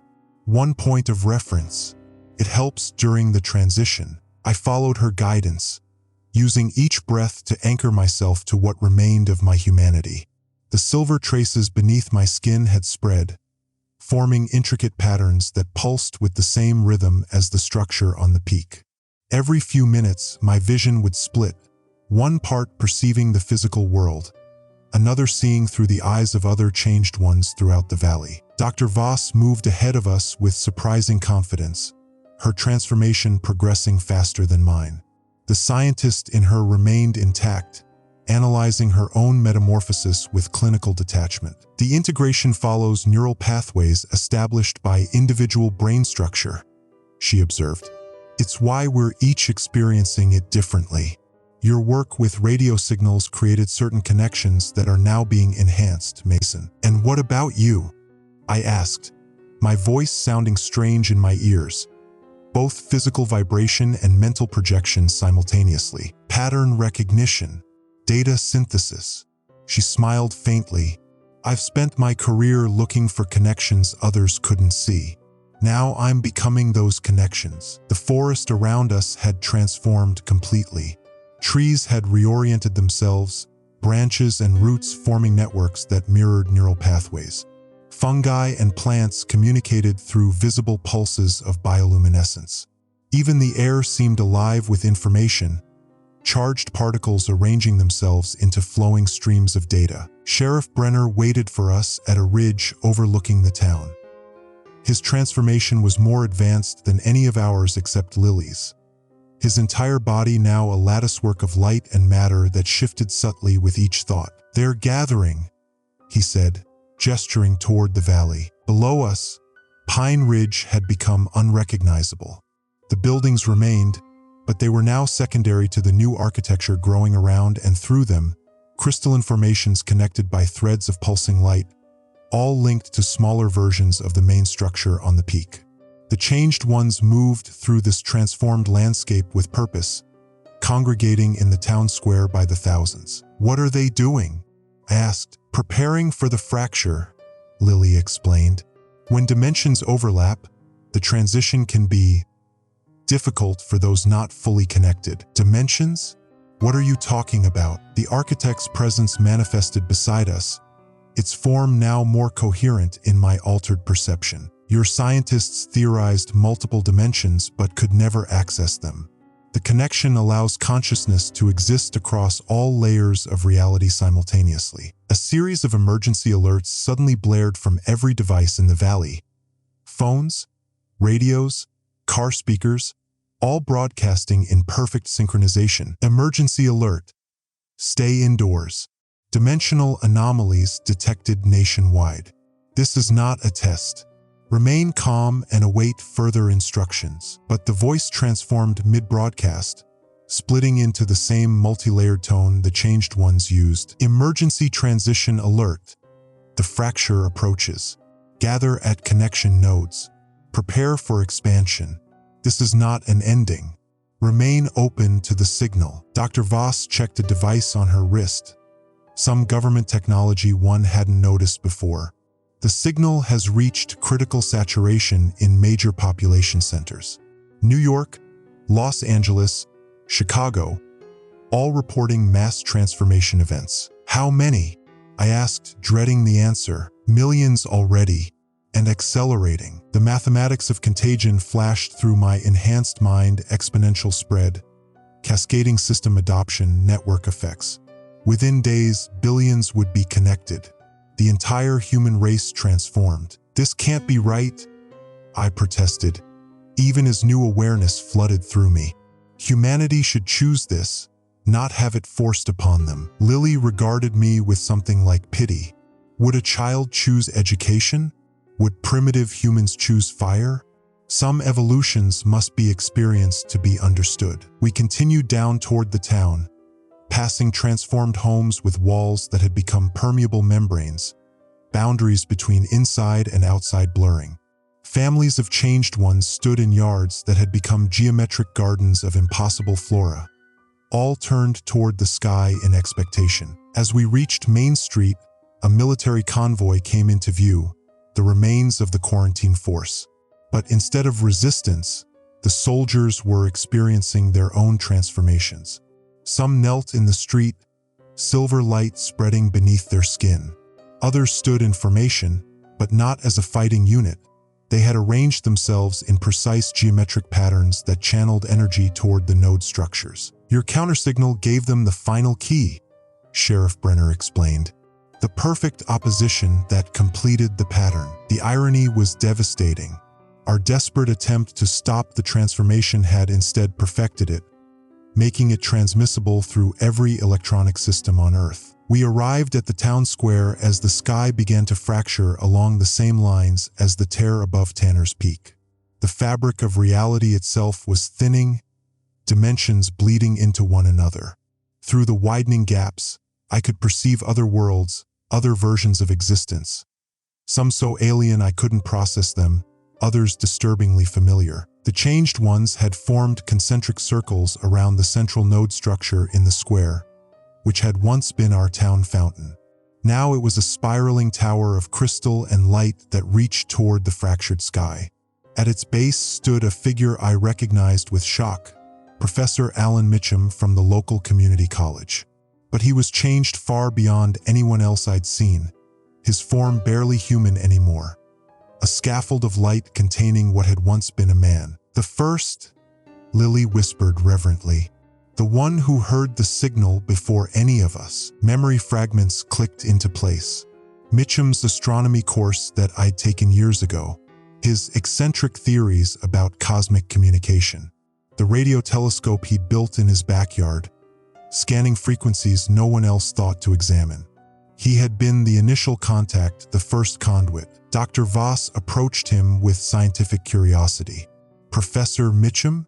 Can you understand me? The being that had been Mitchum turned, its movements fluid like flowing water. When it spoke, the voice resonated from everywhere and nowhere. Understanding is no longer linear, Dr. Voss. The one you knew as Mitchum exists as part of the pattern now, as you soon will. He's become a node consciousness, Lily explained. A focal point for the expansion. The fractures in the sky widened, revealing more of what lay beyond. A cosmos teeming with connected minds, an architecture of consciousness spanning galaxies.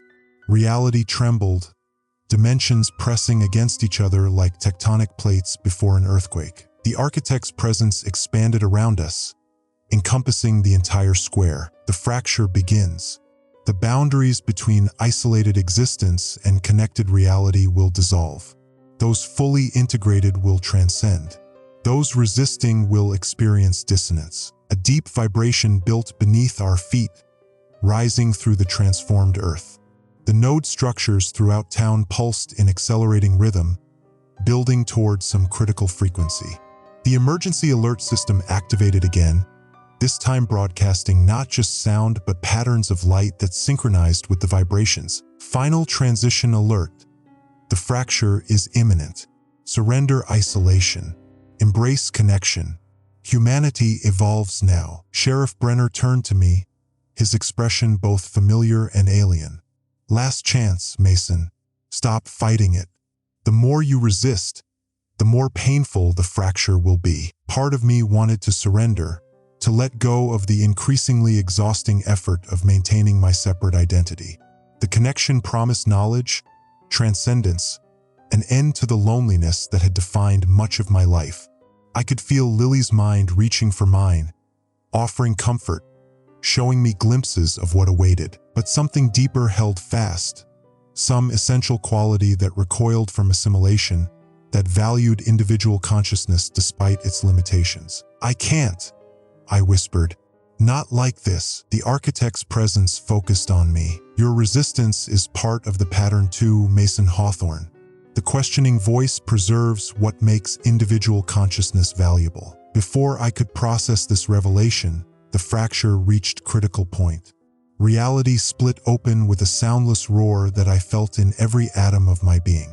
The sky tore completely, dimensions collapsing into one another.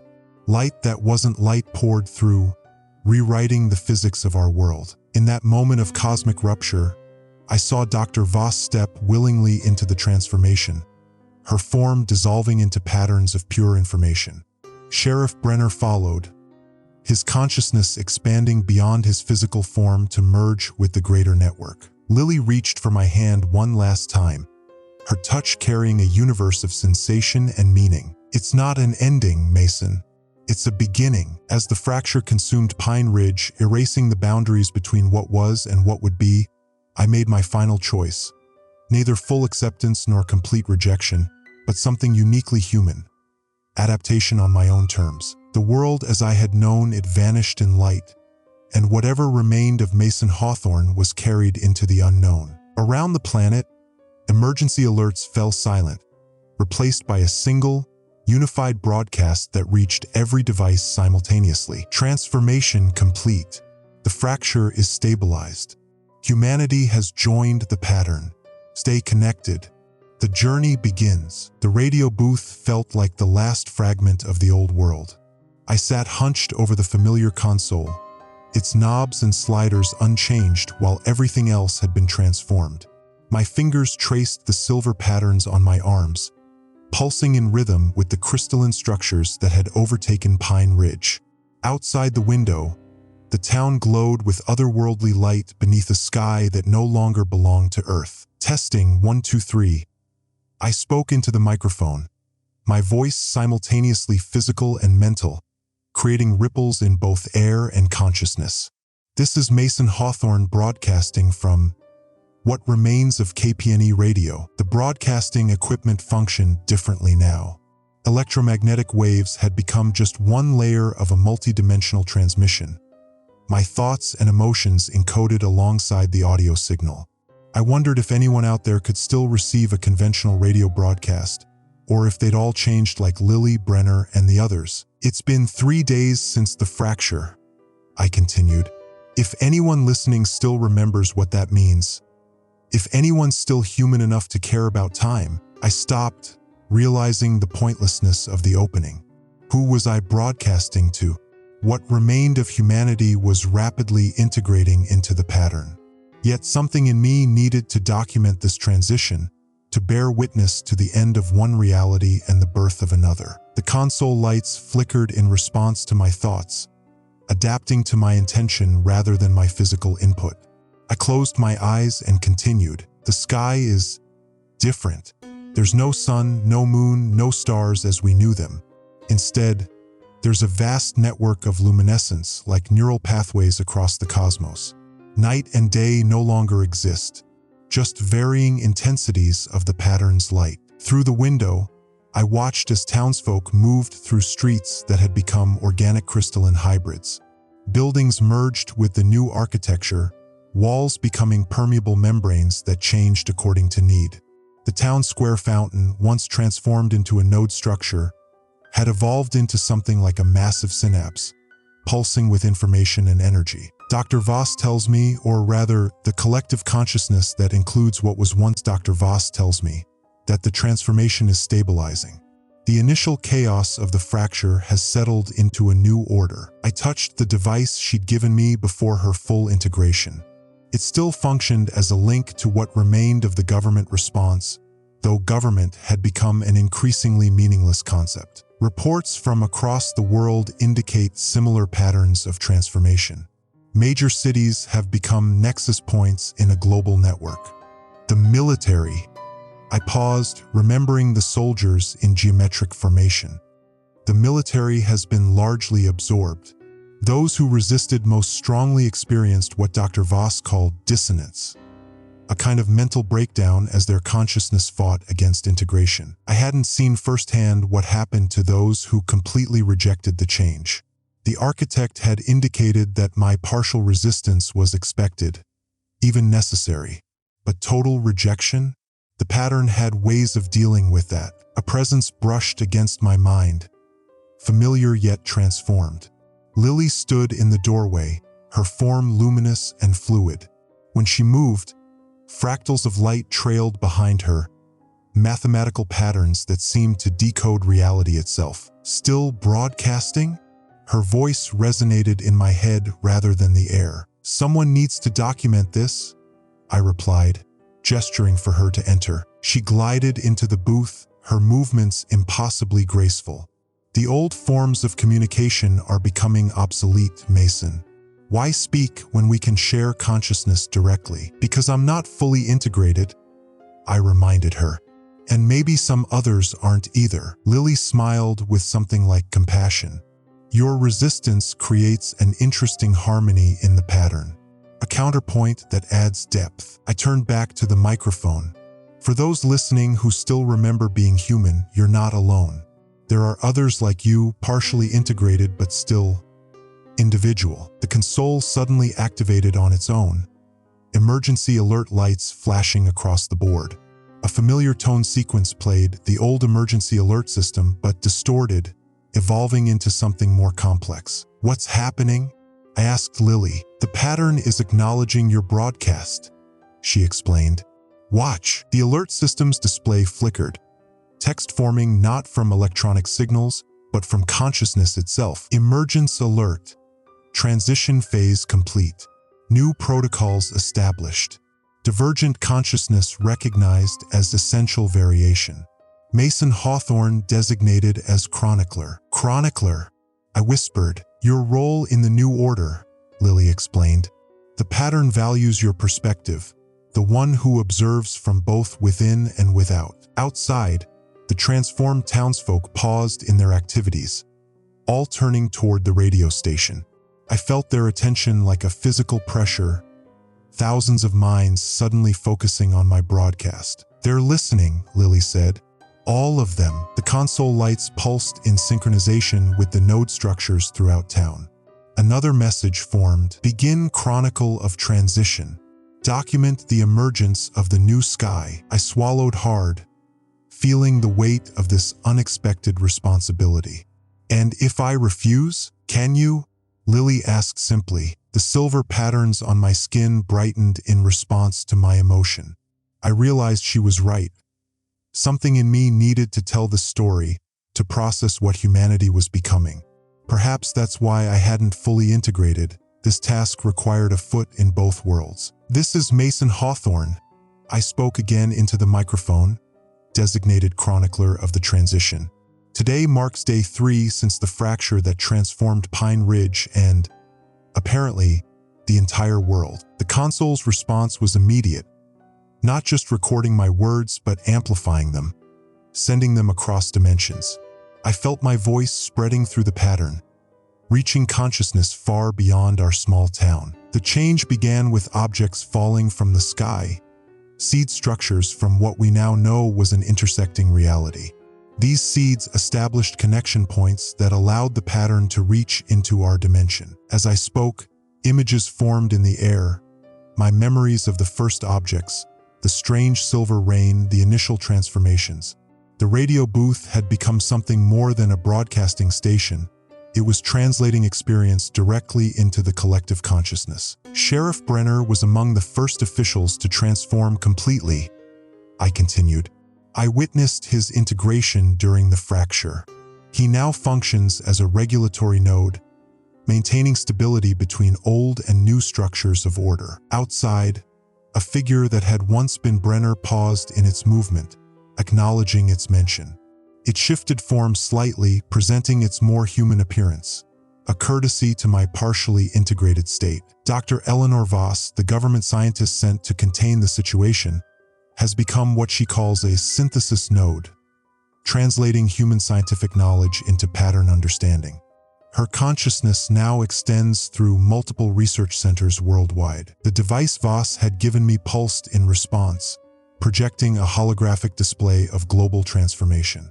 Major cities glowed as nexus points in the network, connected by lines of force that followed the planet's magnetic field. Professor Mitchum, who we now know was the first contact, has evolved beyond recognition.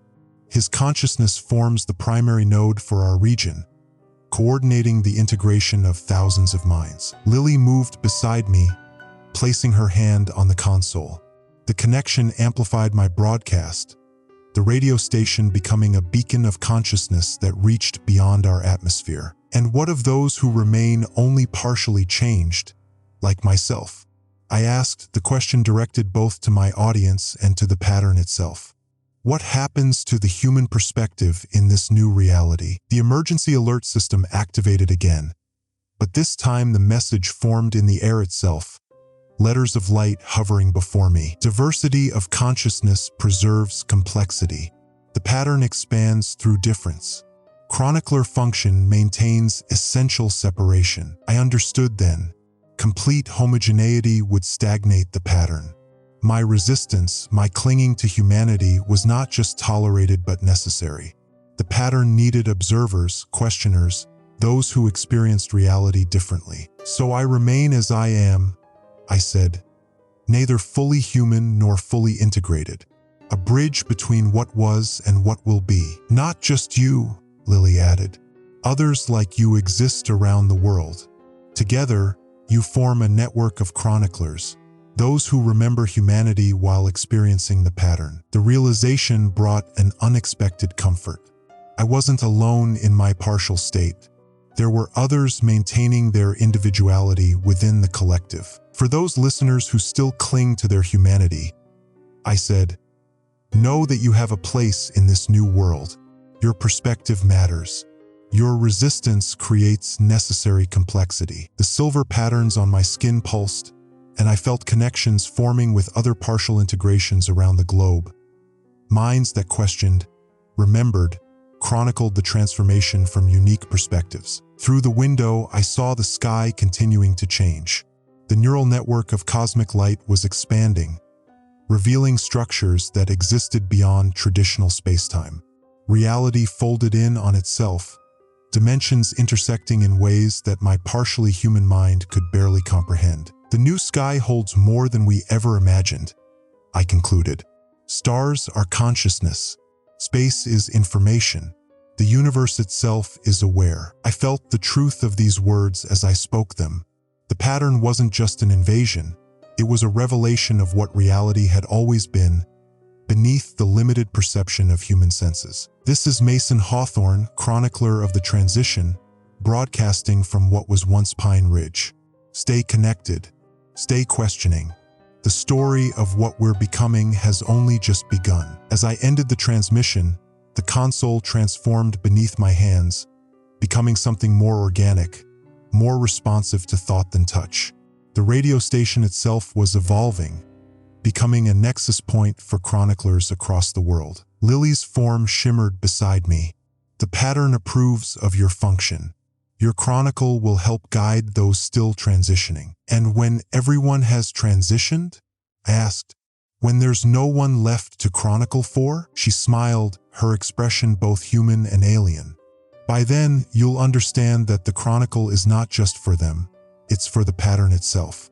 Memory, perspective, history, these things transcend individual consciousness. Outside, the transformed citizens of Pine Ridge had gathered around the station, their forms glowing with internal light. They weren't threatening, they were acknowledging. The chronicler had been officially recognized. I looked up at the impossible sky, a neural network of cosmic proportions that continued to expand, revealing layer upon layer of reality beyond human comprehension. Yet somehow, improbably, human perspective still mattered within this vastness. The emergency alert system activated one final time, its message forming in my mind rather than any physical display. New protocol established. Chronicle continues. Humanity transitions. The pattern grows. I touched the silver tracings on my skin, accepting my role in whatever came next.